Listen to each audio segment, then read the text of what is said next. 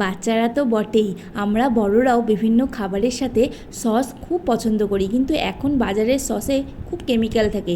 তাই বাজার থেকে টমেটো নিয়ে এসে বানিয়ে ফেললাম tomato sauce. Hello friends, welcome to Aju and mom cooking and vlogging. Tomato sauce বানানোর জন্য বাজার থেকে তাজা টমেটো নিয়ে এসেছি 1 কেজি 250 গ্রাম। ভালো করে ধুয়ে বোটাগুলো ছাড়িয়ে নিচ্ছি। এবার একটা প্রেশার কুকার নিয়ে নেব। প্রেশার কুকারের মধ্যে টমেটোগুলোকে কিন্তু আমি কেটে কেটে দিয়ে দেব। প্রত্যেকটা টমেটো আমি 4 খণ্ড করে কেটেছি। টমেটোগুলো মাঝারি সাইজের ছিল। যদি বড় থাকে তাহলে 6 খণ্ড বা 8 খণ্ড করে দিতে পারো, আর ছোট হলে 2 খণ্ড করে দিলেই হবে। এইভাবে আমি সমস্ত টমেটো কেটে প্রেশার কুকারে সিটি দেব।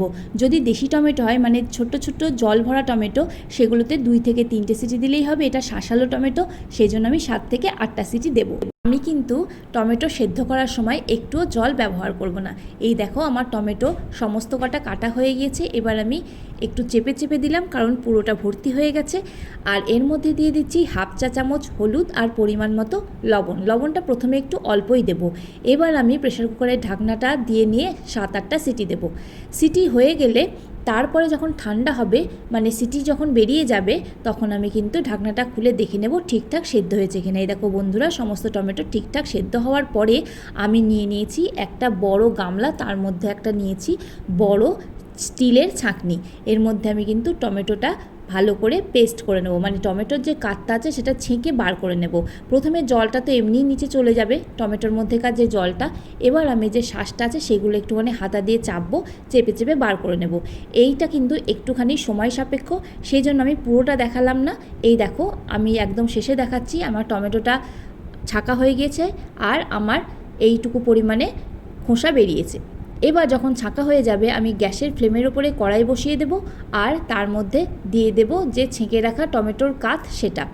টমেটোর কাতটা দিয়ে দিয়ে আমি এর মধ্যে একটুখানি স্বাদ নিয়ে নেব, নুনটা ঠিক হয়েছে কিনা। যদি লাগে আর একটুখানি দিতে হবে। তারপরে ফুটতে দিতে হবে।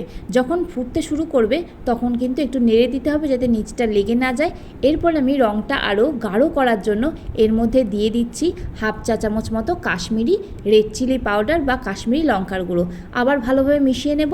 যখন মিশে যাবে তখন আমি এর মধ্যে দিয়ে দেব মেজারমেন্ট কাপের 1 কাপ চিনি। চিনিটা যখন গলে যাবে তখন কিন্তু আমি মিষ্টিটা চেক করে নেব, যদি দরকার হয় আরও দেব, তবে একটু দরকার হবে। এই দেখো, আমি আবার টেস্ট করে নিচ্ছি, তারপরে দিয়ে দিচ্ছি আরও 1 কাপ চিনি, মানে মেজারমেন্ট কাপের 1 কাপ। এবার এটাও গলতে দেবো। চিনি যখন গলে যাবে তখন আমি এর মধ্যে দিয়ে দিচ্ছি 1 চা চামচ আদা বাটা। আদা বাটাটাকে ভালো করে আমি মিশিয়ে দেবো।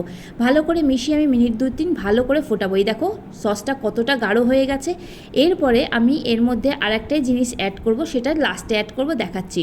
মিনিট 5 ফোটার পরে এবার আমি একটা কাপ নিয়ে নিলাম। এটা মেজারমেন্ট কাপের হাফ কাপ।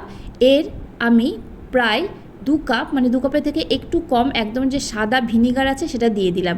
ভিনিগার কিন্তু এর মধ্যে প্রিজারভেটিভের কাজ করবে, তবে ভয় নেই, ক্ষতি কিছু হবে না।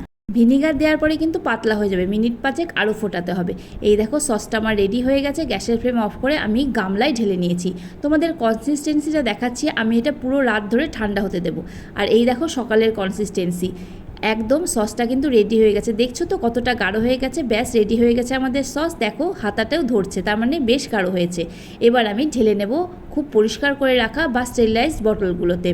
আমার এখানে 1 কেজি 250 টমেটো থেকে প্রায় 750 গ্রাম টমেটো সস হয়েছে। এই সস ঘরে করা বলে খাওয়াও ভালো, তেমন স্বাদেও কিন্তু হয় অতুলনীয়। সময় যে খুব বেশি লাগে তা নয়, তবে কিছু তৈরি করতে গেলে একটু সময় তো লাগবেই। এই সস কিন্তু ফ্রিজে 1 বছর রেখেও ব্যবহার করতে পারো। যদি ভালো লাগে ভিডিও, অবশ্যই লাইক শেয়ার কমেন্ট করো। নতুন বন্ধুরা পাশে থেকে প্লিজ সাবস্ক্রাইব করো। অবশ্যই বেল বাটন ক্লিক করো, যাতে আমাদের দেওয়া ভিডিও তোমাদের কাছে পৌঁছে যায় সবার আগে। আর এতক্ষণ ধরে যে ভিডিও দেখলে তার জন্য তোমাদেরকে জানাই অসংখ্য ধন্যবাদ।